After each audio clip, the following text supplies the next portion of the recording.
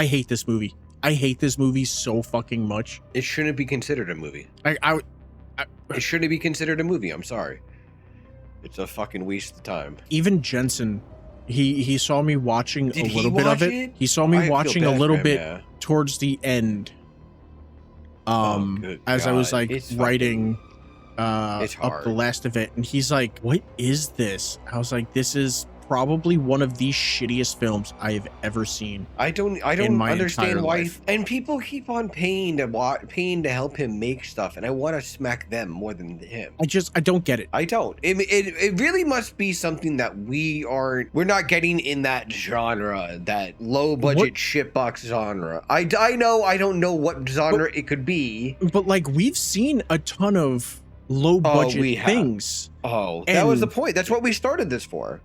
And none of them have been this bad. Like, this is really fucking bad. Normally Sean makes me even if it's bad, he'll make me have to watch it. Like he'll be like, but at least watch it one more time right before we go on, just so it's fresh. Like, that's it. There's only 2 times. Like, this one, there wasn't even a hesitation. I just told him flat out, I'm like, it's never gonna fucking happen. Fire me. Like, I'm not watching it. There was there wasn't even a pause. It was just like, I don't want to watch it either, and fully agreed. That's how bad this is. Yeah, I think you texted me minutes in, and you were like, "This movie." It was fucking 3 sucks. minutes in. It was 3 minutes in. I couldn't understand where they were going with things. It's bad. It's bad. Hello, and welcome all to another episode of the Spooky Horror Show podcast. I'm your host, Sean. Spooky. I'm joined by Anthony. Yeah. As a reminder, this season's movie list was chosen solely based on the box art. We're going to be judging whether a film is 100%. as good or bad as the box art, as well as whether or not we even like the film. Full spoilers, we saw the poster art, box art, and knew it was bad.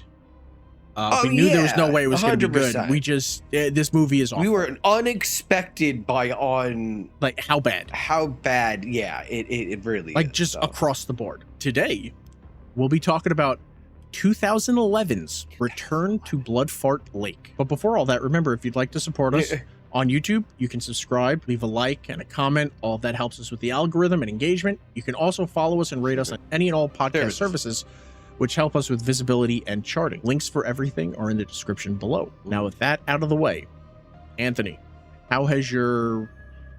I think it's been, if I check, it's been almost a month since we recorded a spoiler cast. Not bad. The last episode was 18 days ago. How has your time off been? Not bad. I mean, it's going. Work slow. It's weather can't figure out what the fuck it wants to do. I'm in that in-between stage up here. I have your town in my weather app. I have Wales for Ryan and Days, and then I have you for like upstate New York and everything. And it was like one day it was like 30, the next day it was 70. Then at one point there was a red flag. There was a red flag warning, so it was like the chance of like things catching fire. I'm like, what the fuck is happening? That threw me off so much to get out there. And I was like, it's been 30 degrees like for the last week, and this is the first hot day, and we're worrying about it gonna fucking just go up in flames. Yeah. Let's relax ourselves real quick. Well, but yeah, no, that's how it's been. I had shorts on one day, pants on the next day, and then dying the day after. I was like, come on, man. I had less of a problem in Texas. I think Tuesday it's supposed to be like 91 degrees, which just makes it awful. Fucking brutal here. Yeah, that sounds brutal there too. We have the garden set up. Nice. Stuff is starting to sprout. Tomatoes are growing. Potatoes are growing. Potatoes. Some of the pepper seeds we put in aren't growing, but the peppers, the baby pepper ones, it was like seedlings we put in, but like the ones that were already starting to grow, that like we, I guess, transplanted, like those are growing. Yeah, so we're seeing a whole bunch of sprouting. You've seen my backyard. I'm surrounded by thorny vine weeds, like everywhere. So I've been going through and trying to clean them all up, and it is taking fucking forever. Oh, well, yeah, I would think so. It's so hot out, and in my backyard, pretty much like all my trees are like concentrated over my house. And then like the backyard there's like no trees. So when you're in the backyard, it's just sun. Like that's all it is. So trying to figure a way not to roast back there. Yeah, you don't want to wear pants or long sleeve shirts because it's too fucking hot. But then you're working with like sharp fucking thorns just all over the place, tangled up into the trees, tangled up in the chain link fence. It's like going all the way up towards like the power lines and stuff. So you want to take care of that. No, but so it's like you want to like take care of it, but you want to protect yourself, but it's too hot to wear the stuff to protect yourself. So you got to weigh the option. And today I was just like, you know what? Fuck it. I don't give a shit. I'm just going to get as much of the fence line taken care of as possible. And I did that for like a half hour, got a decent amount of it done. Lost half my body weight. I don't know if like the camera can pick it up, but like my arms are all sliced up and oh yeah, those things hurt like a motherfucker. My calves are all sliced up to the point that I just went out to get water and I looked down and there's just dried blood on my leg. I was like, that's awesome. Yummy. That's what I wanted. But it's like, besides that, the wife's what is this? This is the wife's first birthday post cancer. Nice. It's kind of a big one. You know, she bought me my first gun, my Smith & Wesson 9mm. What was it? SD for my birthday during COVID, because that's which when was a hard thing to do. Yeah, you know, we went. Yeah, yeah. Then it was. That was a hard thing to get one. Yeah, you couldn't get a gun one during that. You couldn't. You could get guns, but there was no fucking ammo anywhere. Yeah, that too. Yeah, there was nothing. So she got me that. So I was like, you know, she's wanted to go shooting, but now since like cancer, surgery, all that stuff, she doesn't have like the arm strength, because it was like by her dominant arm for like a heavyweight like pull trigger. Like trigger weight. So I was like, what should I get? And then you and Jay had said like a 22. So I was looking at 22s. It's easier, yeah. When we went to Bass Pro Shop, she's looking at like a bunch of stuff, and she just kept talking about how she likes the way guns with long barrels look. And I had made the joke about getting her like a Old Joker West 6 one? shooter. The 44? like an Old West 6 shooter. And she was like, actually, I kind of want that. So I was like, all right. So I was like, you know what? Fuck it. I'm just going to surprise her. So I went out and I bought her a 22. Old Westy one. But when I was buying it, they were just like, you want ammo? And I was like, aren't you supposed to buy that separately?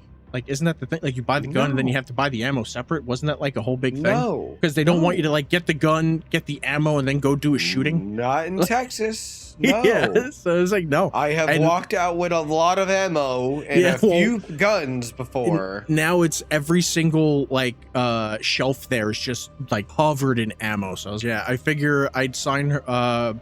I'd pick a day for us to go down where I can get a teacher to show her how to properly shoot that gun, rent other guns too while we're there so she can test out other guns. Because it's like, if she likes that gun and then she likes my 9mm, they make my gun but in a easy slide. They make the Smith & Wesson SD9 easy, which is just easy slide.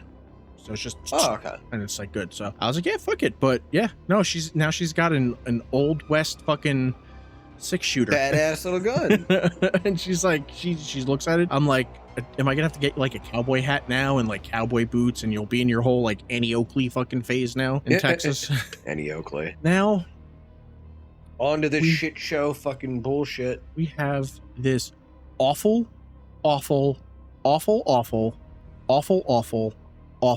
movie. This movie is such dog shit. And I have to open up the writer-director's IMDb because... Yeah, why? Because it gets bad. So, for production facts, Return to Bloodfart Lake is the sequel to Terror at Bloodfart Lake, which was made in like 2008 or 2009. I didn't even know they had one that came before it. Yeah. I'll go into how I found this, but when I did find this, I didn't really look into anything. So I assumed that this was like Dude Bro Party Massacre 3. just the movie. It wasn't like a sequel or anything to it. It was literally just like that was it. The joke was that there were other movies made, but in actuality there weren't. I thought this was like that. It wasn't like that. Right. There was legitimately another one made, and this film ends on the cliffhanger that there's going to be another one, but I don't think that there was another one made. I don't think there was another one when I was looking. Thankfully. I'm happy. Thank you. I'm happy there wasn't, but yeah, I don't think there was. But this was again written and directed by Chris Severs. The film stars the returning cast of Jesse Ames, I think Andrew Baltez, and Billy Garbarina. They were from the first film. Joining the cast for the second trip to Bloodfart Lake, we have Bobby Hartsfield, Meredith Host, Sean Jordan, and Jason McCall. Those are just a few of them. There were more. IMDb says that this film had an estimated budget of $3,000, but I have no idea where any of this money was spent. Anthony. $3,000? Based on the box art, what were you expecting from this movie? Maybe that dildo was like $100 or $200. I don't know. What was my take on the movie? Honestly, this dude should not be allowed to make anything ever again. What was your take on the box art? The box art made me think it was just going to be a dumb, like a stupid movie, one that you put on while you're doing something, like you don't really care about. It actually ends up being like the worst fucking film you could put on ever. Yeah. You weren't expecting that it would be something this bad, but it hits every level of. If you grew up watching CKY, it had better cinematography than this movie. Yeah. CKY, Haggard, any Birdhouse one, any of us that used to have a old school cam, like when they first came out though, and like a cat's eye lens. Yeah. Any of us that had that error, that was better than this fucking film. Okay, so the box art is a fucking train wreck. But that's not why I picked this movie, because unfortunately this was my pick. I picked this movie solely based on the title alone. I have a Google TV Chromecast, and the home screen, along with like the apps that I have installed on it, it will show random thumbnails for like films and TV shows that I may like based on my viewing habits. And I watch a lot of shitty indie horror movies. Yes, that's what happens to me. So one morning, a couple of years ago, I turned on the TV, went into the kitchen to grab a cup of coffee, and when I came back, I just saw this box art image, and it's saying "Return to Bloodfart Lake." It was just displayed on the TV. It was like, you may like this. Just the name alone. Yeah, I was shocked and confused. I had no idea what the fuck this was about. But I ignored it, put on what I actually wanted to watch. And later that night, I told my wife about it, and she couldn't believe that like this, a movie with this title could ever exist. I went back to like the recommended section on the TV, and the film was gone. Like so I was just like, all right, whatever. Maybe it was in my head. Fast forward a couple of years later, I see it pop up again on the recommended slide, and this time I quickly took a photo of it. Now, I don't know why I never thought to look it up. I guess I just really didn't give a shit. It was just one of those like, see, I told you I saw Return to Bloodfart Lake. The fucking name, that just, oh my god. But still, until now, for me, I never watched it. Until we decided to do like this gimmick for the season, was the first time I decided to sit down and watch this. Oh yeah, I would never have watched this any other way. Fucking hell, this was awful. And there was a reason why I was avoiding this movie, and I found out. I fucked around and I found out. Yeah, we knew just based on the awful thumbnail that this was going to be a super low budget, probably really awful movie. We didn't realize that it was going to be this like that bad of a movie. Yeah, like this trashy of one. For more context, usually when we do these, I watch these films like 6 times. I want to make sure that I have as much of the films like locked in my head as possible. And plus, also you want to be thorough. Yeah, like if there's like stuff I missed, like little like what was it? The doorbell cam movie where the person was wrapped in the tarp, like the dead And you body could was wrapped in see the tarp, 'em. but the foot was sticking out at the bottom, and you're like, you couldn't Yeah. just reshoot that with them moving back a little bit. Like, what are you fucking doing? So it's like watching the films over and over again, you end up coming to like remember those things. So when you get to it, you're just like, fuck, I remember that. But I'm so confused about this. Like, who was this made for? Who would find any of this comedy funny? It was made in the early in 2011. 2011. The comedy feels like it's from the early 90s. The writing is bad. The acting is bad. The cinematography is bad. The gore effects are bad. They're definitely 90 kids though. I'm confused. Going over the plot is like, it's going to be hard because the film is a little over an hour long. And like nothing happens. Yeah. It's just shitty character moments like haphazardly thrown together. And I would say they're trying to go for something like Trauma, but that would be an insult to Trauma films. Yeah, Trauma was still, I was gonna just say that. I was like, I really loved and grew up on Trauma, like all of them. Yeah. You know, I feel they were definitely better than this. Trauma films at least had some sort of a plot. Yeah. But I got confused because I was like, how is this made? Has this guy directed anything before? Oh, and he's directed. Tell him what they've won, Sean. Yeah, this dude has a shit ton. Going to his IMDb, he has been directing up until like 2024, and he started in 1991. This is where I get confused though. So he has a couple of short films, Commando Kids, Friday the 13th Part 9 fan film, a Freddy vs. Jason fan film in 93, Friday the 13th Halloween Night from 94, something called Dark Magic. Like a bunch. Yeah, there's another, I think this was possibly a feature length that he made, I Was a Teenage Ape, which is kind of the only like weird one it was there. Yeah. But those all seem like legitimate movies. Yeah, legitimate like movie concepts. Yeah. But then you get to LBP Shorts, and he's the director for the segments Freddy Goes to Jail, My Brother's a Rapist Part 1, My Brother's a Rapist Part 2, and One Bad Dream. Then as we go through his IMDb, I start to get confused. Does he make porn? It does sound like some of the titles make you think that that's what it is, though. Yeah. So I'm going to skip a couple.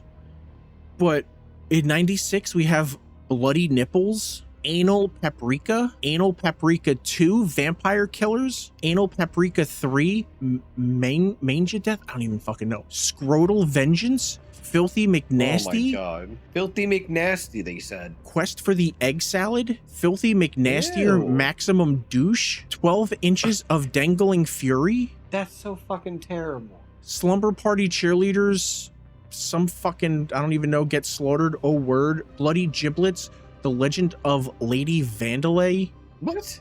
Heather and Pugly Drop a Deuce. Ew, what the fuck, man? A Filthy McNastiest Apocalypse Fuck. Blood Trim the Bleeding. That's a lot of films for such a terrible fucking filmmaker. The House on Bonejack Hill. Heather and Pugly Cock Block the Apocalypse. Teen Ape and Bubbles, 'Twas the Funk Before Christmas. Was the Funk Before Christmas. Teen Ape Goes to Camp. Wet Heat. That just sounds disgusting. Ew, Jesus, don't say it again. Fuck. High Octane Fury of Jack Hardcore. Close Encounters of the Inbred Redneck Kind. Oh my god. Terror Blood Fart Lake. I Spit Chew on Your Grave. Teen Ape versus the Monster Nazi Apocalypse. Taint Light, which seems like it's like their version of Twilight. And it also sounds like porn. Yeah. Blood Trim 2, Curse of the Crimson Queef, Beyond McNasty, Filthy McNasty 4, The Evil Dead, Inbred Rednecks, Moist Fury, Return to Blood Fart Lake, Die, BQ. Now we're at 2011 now. Oh my god. Death O' Lantern, Happy Holidays, The Dingleberries, Sex Squatch, Stoinky Beach, and the photo is just a pair of tits. Phantom of the Grindhouse, A Stoinkmare Before Xmas, Sex Squatch 2, Teen Ape versus Sex Squatch. Why? And then there's some podcast series called Gourmet Scum Radio. And then it looks like it's a bunch of possibly because it's like this, it crept from the 80s. It's a TV series. I think it's just like a YouTube series he has because it's like 219 episodes. But it's like a bunch of these just they sound I don't know what they're going for because they just sound like shitty pornos. Well, yeah. So I'm confused. I'm confused because then you watch Blood Fart Lake and it's like there could have been nudity in it, but there was no nudity. There was nudity. And then the only thing they had was that stupid fucking dildo scene in which that was the dumbest shit ever. Let's wrap this shit up. This is just gonna be dumb. It's just gonna make us fucking angry. So yeah, let's get into this. This breakdown is going to be different since nothing really happens. Well, nothing really important happens at any point in this film. Ever. The film opens with a guy ninja stealth walking out onto a deck and screaming, "Jimmy! Jimmy!" for some reason. When an injured dude calls out for help, running over to help after some terrible like homophobic jokes, we learn that the guy was stabbed in the gut with a corn cob by Jimmy Van Brunt, the Scarecrow Killer. Before the Doc Screamer runs off to face the demons, the injured man recognizes him as Ben Scrivens of the horror merch company Fright Rags. I'm pretty sure. Rags. Yeah, that's a legit company. Like I have shirts from them. It's a weird sounding name. I'm pretty sure the dude that runs Fright Rags, Ben Scrivens, I'm pretty sure that's the guy that was stabbed, and the other dude is just playing the character that is like his name, I think. I'm not completely sure because like credits are like kind of stupid. Anyway, after the opening credits, we're introduced to some of the worst actors and characters you will ever see in anything. Fucking disgusting. Yeah, they're going to be starring in a new ghost hunting web series called Spirit Hunters, led by Angie Hartsfield. I guess she's supposed to be like a former porn star or something. Gwendolyn Bouvier, shitty flappers actress. Millie, the nervous wreck Velma wannabe who's allergic to everything, including ghosts and spirits. Shawnee, the rebel stoner, and Paulie, who's just weird and kind of rapey. The crew is heading up to Bloodfart Lake to investigate the home of the Scarecrow Killer, Jimmy Van Brunt. Angie makes some comments about her great tits. No. And then they all head out. Gwen again spikes the camera and does some weird fucking flapper dance before it cuts over to someone else filming a show. This is where we meet Leo DeChamp from he is from the first film. He's one of the survivors from the first film. And he's with his assistant Nadine for their show Leo's Fixin' Shit. This doesn't make any sense. And it's just a bunch of rambling. Thankfully, we're done with it pretty quick. And then this dude Hambone yells cut. Hambone. And makes a phone call on his new pink phone. Nadine starts asking when he's going to get her D-cup breast implants so she can stop being flat as a doormat. Yeah. When this was so swipe stupid. shit all over her chest. What is this line? What is this premise? Why are we even using this as something to have entertainment? I don't get it. Like it's fucking stupid. It's lowbrow. It's beyond. You know what? There's lowbrow, and then there's this. Yeah, like there's bum fights, and then there's this. Like this is somehow below bum fights, which is just fucking weird. But yeah, this isn't funny. At least you could say it's all for like shock value or something. That's the only thing you could call it. If she had pulled her top down and like, you know, there'd be poop on it. That'd be they had like something smeared on it since she was like, they wiped shit on me like a doormat or something. Right. But at least with that, then it would be like a shock value thing. But instead, we just get this shitty acting, these stupid voices, and terrible dialogue. Like, it just doesn't make sense. Terrible acting. After that, they head inside to like screw and role play as Bon Jovi or something. And we jump back over to the Spirit Hunters, jamming out to more shitty ska. Listen to me, this ska in this isn't as bad as he is talking about. I grew up on ska. That was the only redeeming factor of this whole movie, is as I turned to the wife and go, well, at least it kind of got ska on it. Like, that's it. That's the only thing that got me by was the I hated it music. so much. I You're hated not it that so big a much, dude. ska person though. I'm fine with ska. I was after the fourth time watching this. Four times? I'm so sorry. They should be paying you. I wanted to delete myself from existence. Like It's they like, I should just be didn't giving wanna- you something for yeah. that, for your time and effort. Angie starts talking about how great her non-existent rack is, and Millie starts complaining about her fibromyalgia and how her vagina smells like carp or something, and it's stinking up the van. It's the constant fucking like reference to carp smelling vagina is so fucking terrible. It's everything about this is terrible. Gwen is just sitting there making stupid fucking faces at the camera the entire fucking time, and I fucking hate this movie. I hate this movie so fucking much. It's such an irrelevant movie. Yeah, they stop at a beat up lemonade stand on like the side of the road where we meet Jacques DeQueef, played by, and I think this is the director, and he's doing like the worst Harry Carey impersonation like I've ever fucking seen. And then some other guy who I don't think ever gets a fucking name. They say some useless shit, and Angie brings up her famous tits again, and then they talk about fucking coming on them or something, and this is all still just 16 minutes into this movie, and it's not fucking awful. I was gonna say it's like an hour. I think it's an hour and 11 minutes.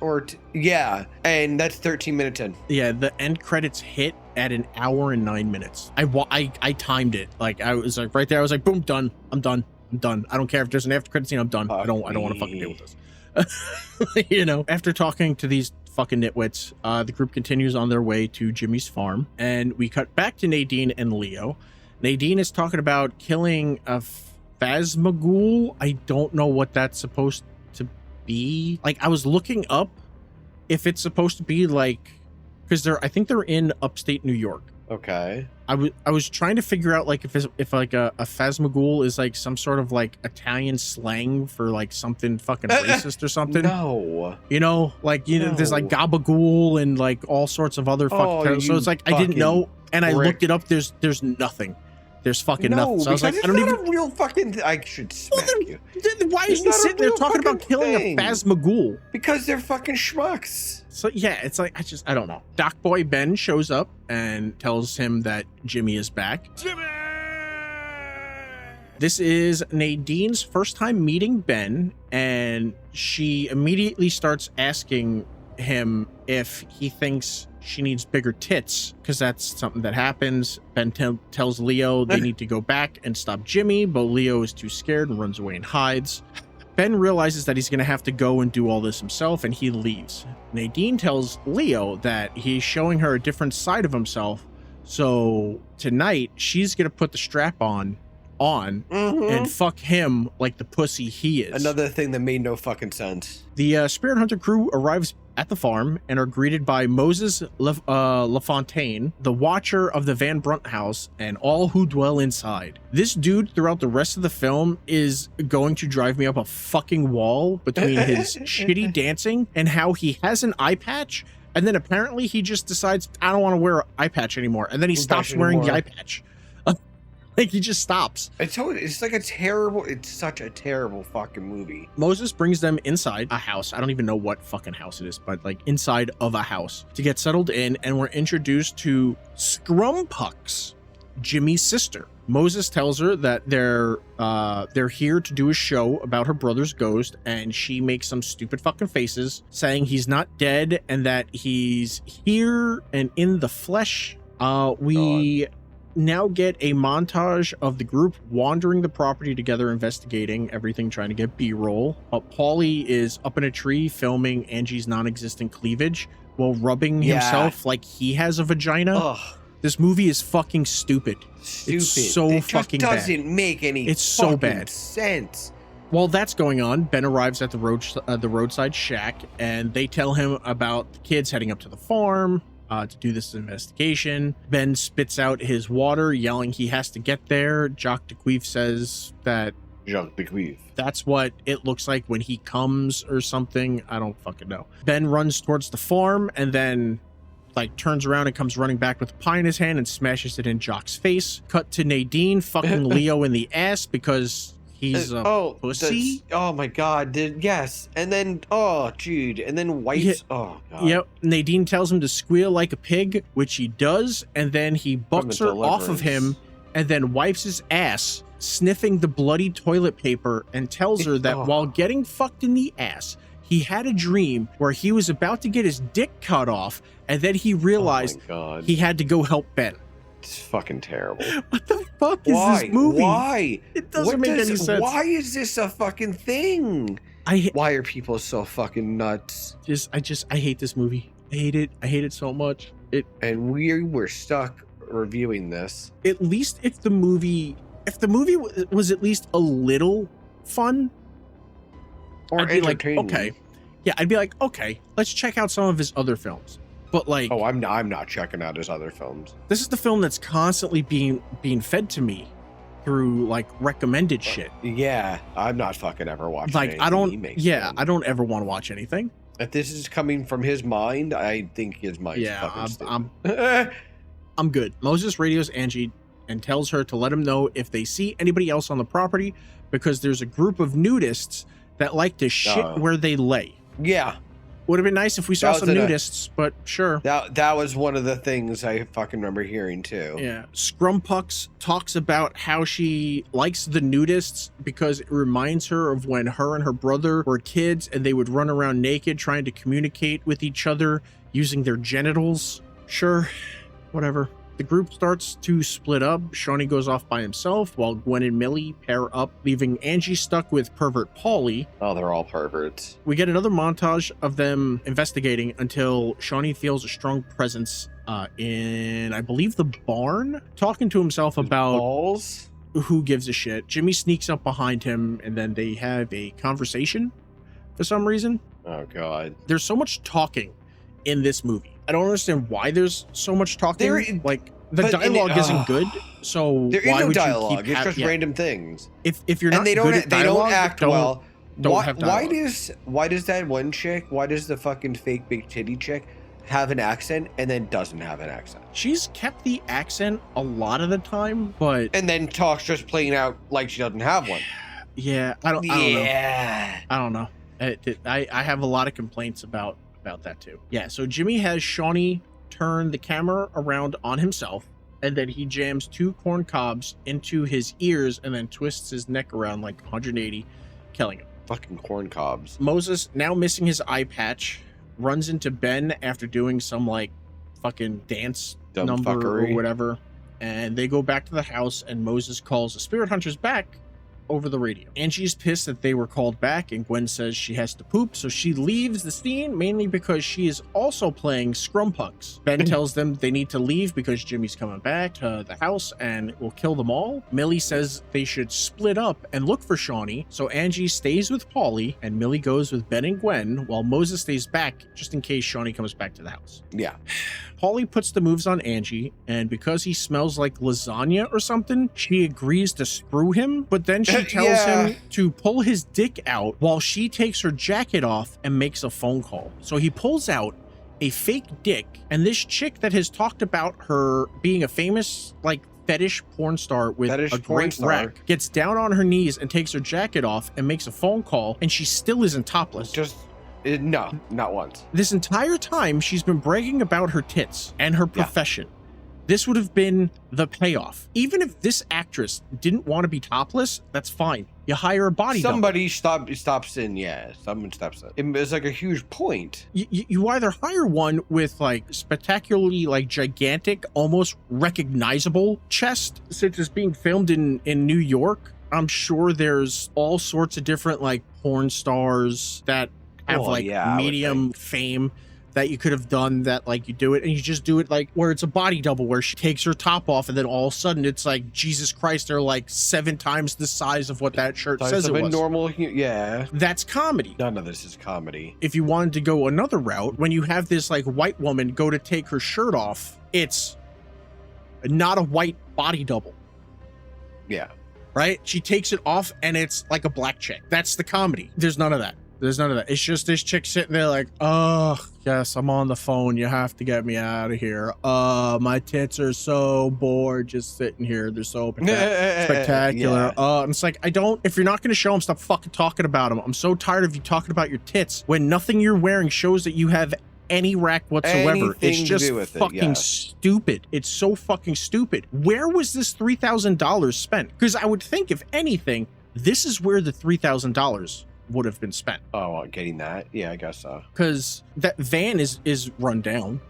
I saw the cameras that they were using. They were all shitty fucking cameras. They were shitty, I guess. Don't even get me started on the different fucking resolutions, the different fucking frame rates that these fucking cameras were shooting in and everything. Like, it was fucking awful. So it's like, where was this fucking money spent? I don't fucking get it. We get this dude flicking the head of his fake dick going, oh, spaghetti, while this woman is just fully clothed on the phone. It's so easy to see that clearly there's nothing that that it was a fake dick. It just makes no sense. Jimmy comes up behind him and rams a corn cob up his cornhole and explodes it out his penis, spurting blood all over Angie, who is still just kneeling there. And she saw Jimmy come walking up behind her. Jimmy cracked corn, apparently. Jimmy finishes Angie off by making her deep throat the corn cob sticking out of Paulie's dick, forcing it out the back of her head. Now Leo and Nadine are here and spouting weird nonsensical dialogue. Gwen and Millie come out from behind a bush yelling about, I think, yelling from their boobs. But Millie says her dad says she's built like her Uncle Milton. So instead, she hits her knees so she could possibly let out a blood-curdling scream. I don't fucking get this. This is the dumbest fucking movie. So she does that. She makes some mooing sound or whatever. And when Ben runs out of the same bush, telling them to be quiet, but her mooing brought Leo and Nadine to them. They talk about more nothing, and then it gets noticeably darker outside. Ben calls Angie over the walkie and doesn't get an answer. So they decide to call out Jimmy Van Brunt. Leo's taunts don't seem to work, but Ben's taunts about Jimmy's sister's pussy juice taste gets him to show up. Jimmy kills Gwen and Millie, and it takes forever to Gwen to die, so he stabs her with corn cob again. As the guys are freaking out, Nadine walks over and just hangs out next to Jimmy. Yeah. They talk about Leo's obsession with anal, and Leo is yelling for her to get away from him. He stabs her in the tit, aiming for her heart, and she yells some more at Leo to buy her big fake tits. Moses arrives and tackles Jimmy because you don't stab a lady in the tit or something. Jimmy gets back up unaffected and begins to do a corn fu kata while the guys just stare at him. Jimmy takes his mask off, exposing his grotesque face, and throws the burlap sack mask at Leo, causing Ben to take his shirt off. Moses unties the sweater from around his neck, and Leo rips his shirt off. We get weird, stupid, fake slow-mo, an odd frame rate. All of it's a bad frame rate. And this fight scene goes on for too long. It's so terrible. Yeah, the fight ends in a dance battle between Moses and Jimmy. Next thing we know, the boys are running into the house, and it's morning, and they have been fighting all night. I think during the dance battle, somehow Moses got hurt, and he dies sitting on a recliner in the house, talking about being buried in, what was it, like the 7 herbs and spices and shit. Oh, from KFC or some shit. It just seemed like racist. Yeah. The black man wants to be buried in fried chicken. It's like, I don't, sure, man. It just goes with the theme of dumbness. Scrumpucks is all dressed up for the arrival of her brother. Jimmy is going to marry and mate with his sister. Well, of course. They think it was Scrumpucks that brought him back, but apparently it was Caspian. I have no idea who Caspian is. Apparently Caspian was one of the villains from the first film, who they thought was dead. Oh my god. He's controlling Jimmy, and in the first film, Ben and Leo forced Caspian up Thunder's ass, and then she would end up shitting him out as just blood and bones. Thunder did not return for this film. Good. A bunch of other shit happens, and now he wants revenge on Ben and Leo. Scrumpucks cannot carry Jimmy's babies because she has a can of sardines that won't unlodge from her uterine wall. Ew. So Caspian's going to carry him. But how is Caspian going to carry them? Because he's a dude, right? No, Caspian says from the waist down, he's a bitch. And to prove it, he pulls his pants down and there's no penis. The Van Brunt offspring will be a new type of creature that will be born to destroy the world. Ben and Leo scream no as Scrumpux, Jimmy, and Caspian laugh in their faces. Horrible. And that is finally the end of Return to Bloodfart Lake. Please don't ever watch this movie. Anthony, final thoughts. I would have rather have gnawed my left nut off than have seen this. You didn't enjoy it? I didn't even watch it a second time. And that's odd, because even like super boring ones, you're like, I'll watch it once. In the office. Yes, we'll watch it once. I'll watch it when I'm not going to pay attention to it. I wouldn't even want this on in the background. This you were like, nah, I'm good. Yeah. No, I've been saying it this entire fucking episode. I do not like this movie at all. I vehemently dislike all of the actors, all of the stupid fucking characters they're playing, all the fucking performances, all the voices, the fucking resolution fucking changes, the fucking frame rate was nauseating. Fucking it was fucking hard to watch. Pop a titty out fucking somewhere, please. Like, do something to make something about this fucking entertaining. Like, anywhere. Literally fucking anywhere. And it's like, it's fine if like none of these actresses want to get naked. Absolutely. Don't ever force your actors or actresses to get naked.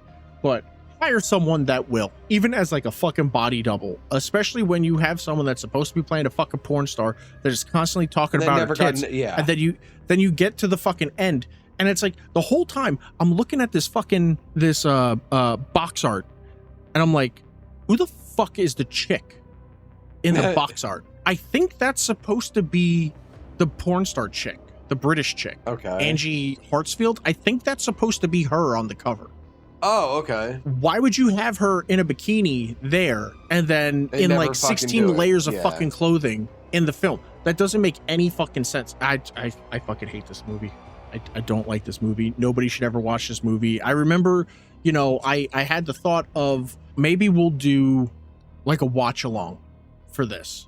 Not for this one. We'll get some people. It'll be fun. We'll Mystery Science Theater. I don't want to lose what little people follow me. Yeah, no. We need the content. Otherwise, I would have been like, nah, let's not even put this episode on. Fucking terrible. Because this is the last spoiler cast for this season. This is a 1 from me. Oh, it's a 1. Yeah. Like, no, this is, stay the fuck away from this movie. It's free, like wherever you want to watch it. Like, I wouldn't even give it ad revenue. Like, this is bad. This is really fucking bad. But yeah, this is the last spoiler cast that we're doing. We're trying to figure out what movies we want to do for the the next season. We're probably going to just do films that we actually want to see and films that we like actually like. Yeah, it's not so much negative shit. So far, the films I have picked for next season are Hard Eyes, which I haven't seen yet, but I like the director. I like the director a lot. Okay. Heretic, which I did watch and I thought was really good. Long Legs, which I haven't watched yet. Long Legs, oh my god. You haven't watched that? Oh my. No. One of Nicolas Cage's finest masterpieces. Yeah. And The Possession of Hannah Grace, I think it's called. Yeah, The Possession of Hannah Grace. I mainly picked that one because I've been watching Castle. I'm currently on season 6 of 8, and Beckett is in this film. Stana Katic, or whatever the hell her name is. She's in this. And this was also filmed on a DLSR camera. It was filmed on like a Sony A7 II, I think, something like that. It's like a $3,000 camera, I think, like 2,500 caliber and everything, and it looks great. But yeah, so I think next season we're gonna pick films. Next season, we're going to be picking films that we actually enjoy, or at least think we will enjoy. Yeah, we think we'll enjoy. Yeah. As opposed to like, because this was solely like the whole point of this season was Just box art. We have our biases when it comes to picking movies. By named and such. with this, we just wanted to like look at box art. If the box art looks good, give it a shot. Like fuck it. Who cares? Just watch it. Because for the most part, I don't know if you're like me, but like I'll lay in bed and be like, I could watch this movie, or I could put Castle on. I could put Venture Brothers on. I can watch Letterkenny. I could watch Shoresy. You know, I could put any of those on and like not do it instead of like scrolling through and finding other like newer films to like look at. So it was like, let's just look at box art. We'll just scroll through anything that goes like, that could be fun. Just fucking throw it on a list. Throw it on a list and we'll fucking check it out. I don't think we've had any good films this season. No. I think like the highest rated thing we've had was like a 3, which is bad. They were pretty fucking bad. Well, yeah. So like, we're gonna have episodes. We're gonna have shorter episodes that really aren't a whole lot of stuff like this with like plot breakdowns. But it's like if we see a movie that's like kind of cool and we just want to like talk about it, but not really dive into like a full fucking breakdown. Yeah, well, we're gonna do those while we prep like plot, production facts, and shit like that for like the main actual spoiler filled like spoiler cast type podcast episodes. Anthony still has to work on his show. We will have short clips posted to all of our social medias. Eventually I'll get Anthony on Blue Sky, because that's really the only place that I'm at. Things get posted to Twitter, X. Things get posted on Instagram, Threads, TikTok, Facebook, and shit like that. But I'm not actually on that checking stuff. It. Yeah, I'm pretty much only on Blue Sky. So if you want to find me, you can find me on either the Spooky Horror Show account or on my personal account. Are you still gearing up to start streaming again? Yeah, I'm trying to figure out which exact game. I really want to do Last of Us, the first one. That's a long game. Well, thank you everybody very much for stopping by the Spooky Horror Show podcast, and we will see all of you next time. Bye. Yeah.